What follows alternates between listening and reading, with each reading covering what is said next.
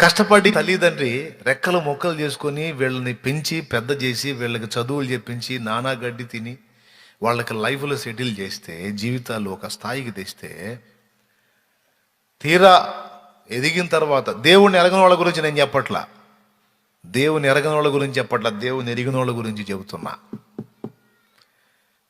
పిల్లల్ని పెద్ద చేసి ఒక స్థాయికి తీసుకొచ్చిన తరువాత ఎంత తేలిగ్గా మాట్లాడతారో తల్లిదండ్రిని. ముఖ్యంగా తల్లి అంతగా పట్టించుకోదు, కానీ తండ్రి పట్టించుకుంటాడండి. పెద్దవాడయ్యాడు నా కొడుకు జ్ఞానవంతుడయ్యాడు అని తండ్రి ఎప్పుడు అనుకుంటాడో తెలుసా? తండ్రి తన కొడుకు ఎదిగాడు, పెద్దవాడయ్యాడు అని ఎప్పుడు అనుకుంటాడో తెలుసా? మీసాలు వచ్చినప్పుడు కాదు. మా వాడికి మీసాలు వచ్చినాయి, పెద్దోడయ్యాడు అనుకోడు. గడ్డం వచ్చినప్పుడు కాదు, లేకపోతే 6 అడుగులు పెరిగినప్పుడు కాదు, మా వాడు పెద్దోడయ్యాడు అనుకునేది. మరి ఎప్పుడు అనుకుంటాడో తెలుసా? తన తండ్రి కష్టాన్ని గుర్తుపట్టి, తన తండ్రి శ్రమను గుర్తుపట్టి ప్రశంసించి మాట్లాడినప్పుడు అనుకుంటాడు. నా కూతురు పెద్ద అయిందనే అమ్మ ఎప్పుడు అనుకుంటుందో తెలుసా? తన తల్లి శ్రమని, కష్టాన్ని, త్యాగాన్ని కూతురు గుర్తుపట్టి, అమ్మా నువ్వు ఇంత త్యాగం చేసావమ్మా, నువ్వు ఇంత శ్రమ పడ్డావమ్మా అని, అమ్మా నువ్వు ఇలా అని తల్లిని గుర్తుపట్టి కూతురు ప్రశంసించింది చూడు. అప్పుడు కూతుర్ని చూసి మురిసిపోద్దమ్మా. వీడు ఉద్యోగాలు వెలగబెట్టే అవసరంలా, ఇంకొకటి చేయాల్సిన అవసరంలా, అదంతా సెకండ్ హాఫ్.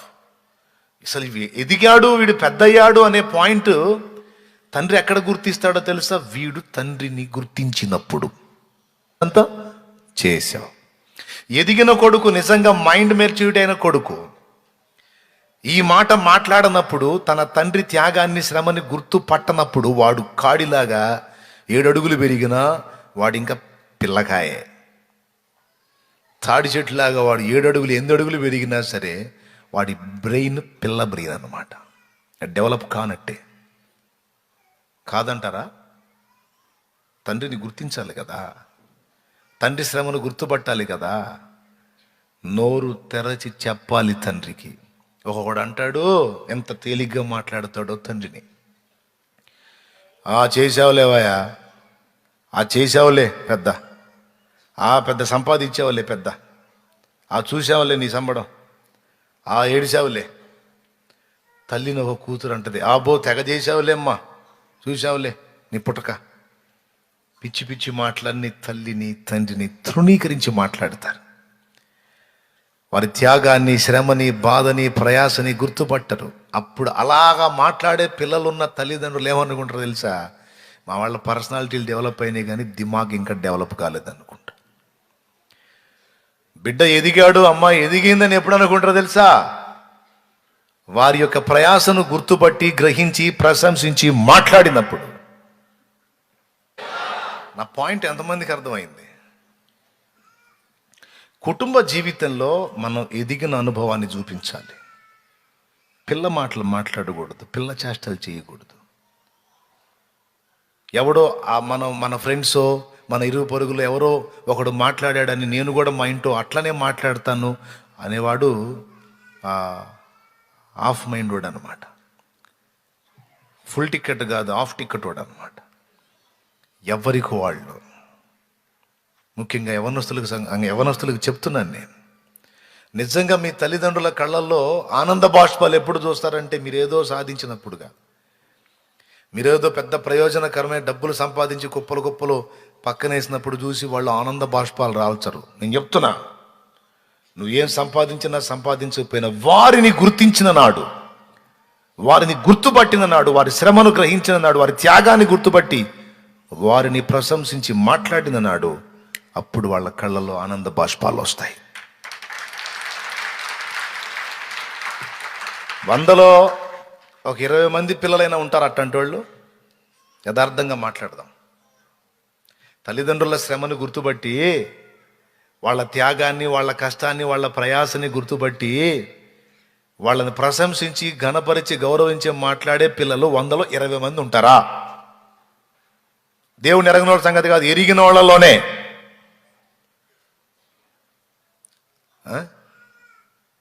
తండ్రి ముందు అనకపోయి ఇటు తల్లి దగ్గర పోయి అంటాడు, ఏందమ్మా ఆయన చేసింది, ఏందంట పెద్ద, ఏందంట పెద్ద, వాళ్ళ నాన్న చూడు, వీళ్ళ నాన్న చూడు, ఆయన చూడు, ఏం చూడని లోకుల్ని చూపించి తండ్రిని లోకులతో పోల్చి వాళ్ళందరూ మొనగాళ్ళు, వీడు వెధవా, వీడి కడుపున నేను చెడబుట్టానని చెప్పకనే చెబుతాడు వీడు. లేరా అటంటోళ్ళు? లేరా? కొంపదీసి నువ్వేనా అయింది? జాగ్రత్త పడు, అభివృద్ధి చెందాలి, అభివృద్ధి చెందాలి. చెప్పాను, పిల్లలు ఏమనాలి తల్లిదండ్రిని, ఏమనాలి తల్లిదండ్రిని? ఏడిచావులే, పెద్ద చేసావులే. మళ్ళా వీడికి ఈ మాట అనేవాడికి ఆయన చేసిన దానిలో పావల వంతు రాదు. మళ్ళీ పెద్ద పోటుగాళ్ళలాగా మాట్లాడతాడు ఒక్కొక్కడు. అంటే వీడు ఎదుగుతున్నాడు కదా, వీడు వయసులో పెరుగుతున్నాడు కదా, వీడి కంటికి తండ్రి ఒక సోదరులా కనపడతాడు అనమాట. ఎవరు? తండ్రి. వీడికి అంత విషయం అంతా నేర్పిన తండ్రి, లోకాన్నంతా చూపిన తండ్రి ఒక సోదరులా కనపడతాడు. ఎంత తేలిగ్గా మాట్లాడతారో. అట్లాంటి వాళ్ళు ఎవరైనా ఉంటే నువ్వు ఇంకా పిల్లకాయవే అని చెబుతున్నాను నేను. అఫ్ కోర్స్ నువ్వు మంచి చదవరవైతే అయ్యావేమో, నీ అంత చదువు నీ తండ్రికి రాకపోవచ్చు. నువ్వు మంచి జ్ఞానాన్ని, లోక జ్ఞానాన్ని అనుభవించావేమో, ఆస్వాదించావేమో, పొందావేమో, నీ తండ్రికి నీకు తెలిసినంత లోక జ్ఞానం తెలియకపోయి ఉండొచ్చు. కానీ తనకు తెలిసినంత వరకు నీ విషయంలో కేర్ తీసుకున్నాడు, జాగ్రత్త పడ్డాడు, మాదిరి ఇచ్చాడు, నిన్ను నిలబెట్టాడు. నీ కడుపు నింపాడు, నీకు వస్త్రం ఇచ్చాడో, నీకోసం అహర్నిశలో కష్టపడ్డాడో, తను చినిగినవి కట్టుకొని నీ ఒంటి మీద మంచి బట్టలు చూసి మురిసిపోయాడు. తను కింది స్థాయిలో ఉండి నువ్వు ఉన్నత స్థితిలో కనపడితే చూసి ఆనందపడ్డాడు నాన్న. కొంతమంది అలా ఉండకపోవచ్చు తండ్రులు, కానీ 100లో 60% తండ్రులు ఇలా ఉంటారు. వాళ్ళని గుర్తుపట్టేవాడు ధన్యుడైన కుమారుడు.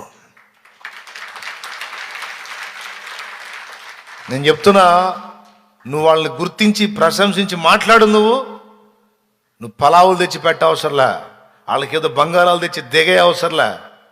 ఏం చేసుకుంటారు? ఏం చేసుకుంటారండి? నువ్వు ఇచ్చి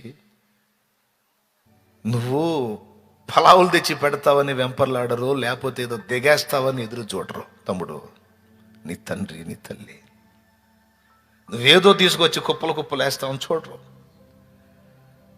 మా కష్టాన్ని వాడు గుర్తిస్తే అంతే చాలు. మా ప్రయాస, మా శ్రమ, నువ్వు ఎన్ని బాధలు పడ్డామో వాడు గుర్తించి, అమ్మా నువ్వు ఇట్లా చేసావు, నాన్న ఇట్లా నువ్వు జాగ్రత్త చేసావు మా కోసం అని ఒక్క మాట వాడంటే నా జన్మకు చాలిక అంతే అని తృప్తి చెందుతాడు తండ్రి. ఇలా అనరు కొడుకులు.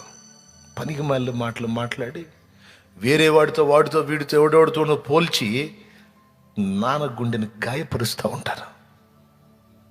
అలాంటి పరిస్థితుల్లో ఎవరు ఉండొద్దు ప్లీజ్.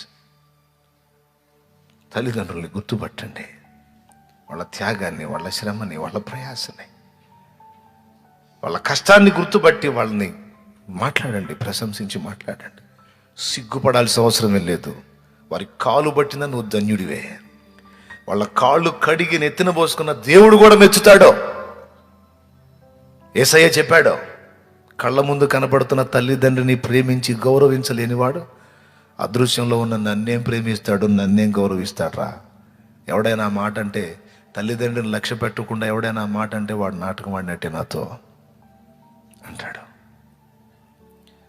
మనకి బిడ్డలు ఉన్నారు, రేపు మనం కూడా అదే పరిస్థితి ఎదుర్కోబోతున్నాం. కనుక ముందే మనం కన్నవారిని గుర్తుపట్టి వారిని మాట్లాడాలి, మనం తృణీకరించకూడదు. పిల్లలు, అదే ఇట్లాంటి పరిస్థితులు ఎవరన్నా పిల్లకాయలాగుంటే ఇక నేను పెద్దల్లాగా ఆలోచించండి.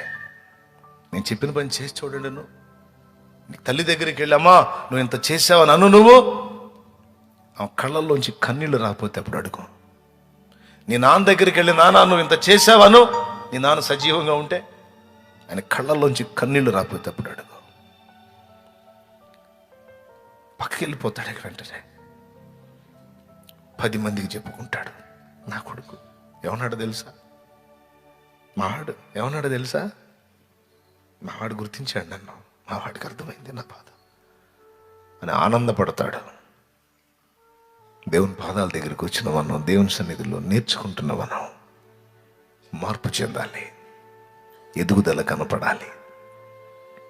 మనం దిద్దుకుందాం, సరి చేసుకుందాం, మన ప్రవర్తనలో మార్పు చూపిద్దాం.